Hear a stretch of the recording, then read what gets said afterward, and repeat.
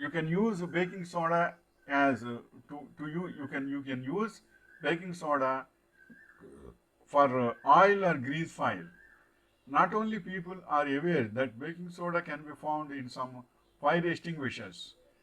Fire extinguishers also baking soda will be used. Carbon dioxide is produced as a result of the reaction between baking soda and heat, which with smothers and extinguishes flames. This means that baking soda can be used to extinguish the tiny oil and grease fires on occasion if necessary.